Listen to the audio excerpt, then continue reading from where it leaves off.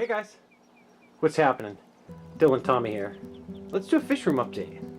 We'll check out some of the Africans. They haven't had much showtime in a while. So we'll cruise this tank before I hit the green room. These guys are looking great, even though I think they're now officially too large to be in this 55 gallon.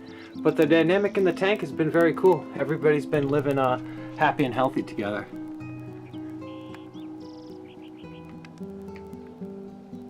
We still have the Eratus running the show, and he's been very cool lately. They know he's the boss, and they simply don't challenge his dominancy. But I'm going to keep cruising, because I could likely spend the entire video in this room.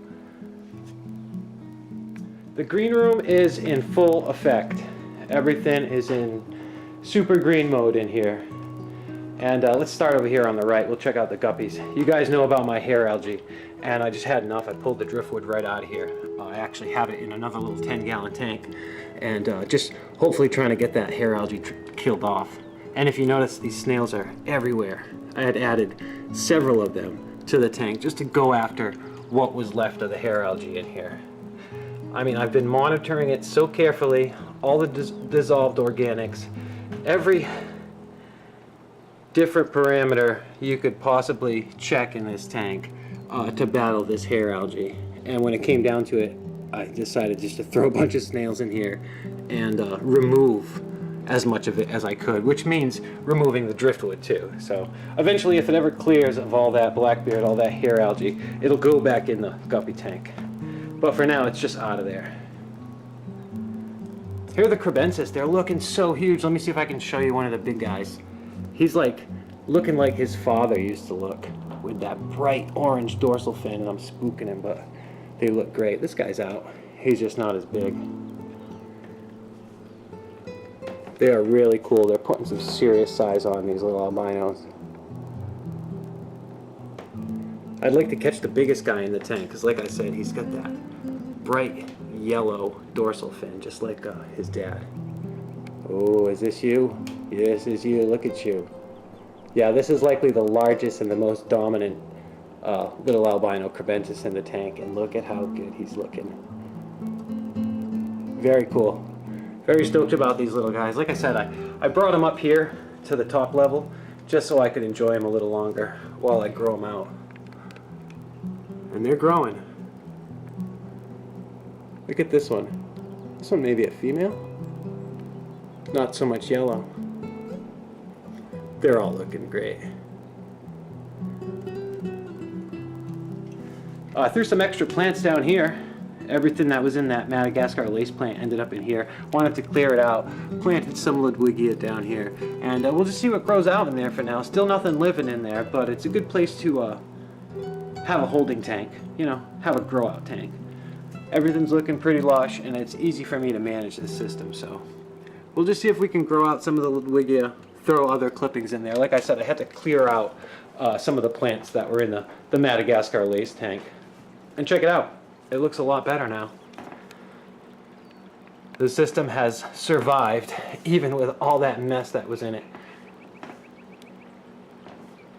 I actually noticed that I have a little wall of Java moss back here that I didn't even notice before, just because there was so much vegetation in the tank. But that creeped up right up the glass. I think that's a pretty cool look for that tank. And we'll see what happens. It probably will still be used as a holding tank, but right now it's rocking. Same thing with Mojo's tank. His tank's looking really clear. And he's looking great for his old age. I mean, he's almost 3 years old. And this lush habitat, green, healthy living has just allowed him to live so healthy. His blue's stunning.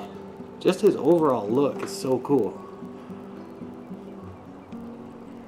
And he's just always lived in here alone.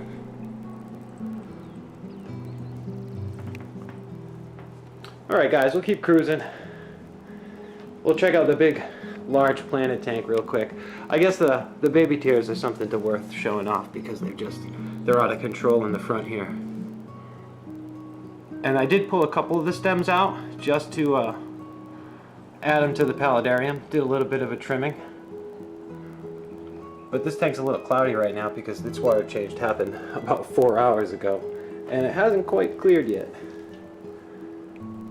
But the plants are just popping. I fear that the baby tears are just going to completely take over the crypts, because I noticed the crypts have really been withering and not doing as well as the baby tears. I keep cruising. Here, beast.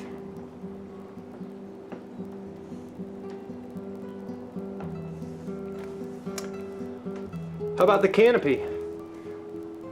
These plants, after I trimmed them, actually went into a bit of a shock after I trimmed so many lush, large leaves, you know, leaves that were healthy leaves. So the plants had to kind of bounce back before they regrew a lot of this lush vegetation you see here at the top. But we're getting there with the canopy effect. I think several more weeks of growing, and we'll start to see it. We'll start to see this light blocking effect up here. But right now, like I said, the plants had to kind of bounce back from trimming all those large, healthy leaves. But this tank's fairly stable.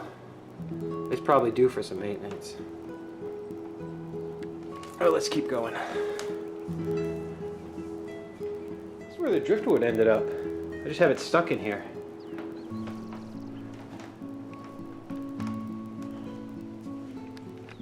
You guys know I'm all about these Africans. I love that they're up in the water column now. Check them out. They're no longer just swimming on the substrate. They're up here swimming in the water column, and I think that's great. They've just gotten comfortable in this tank.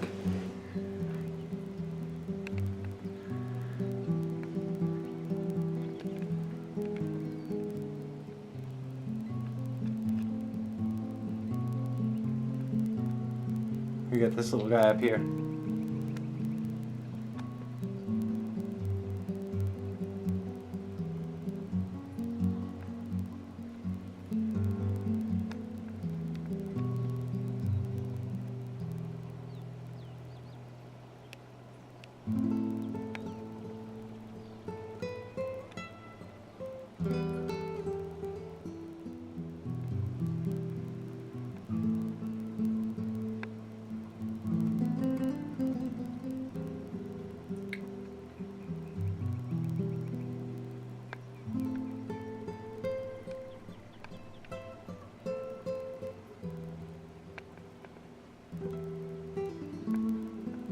Alright guys, thanks for hanging out in the fish room.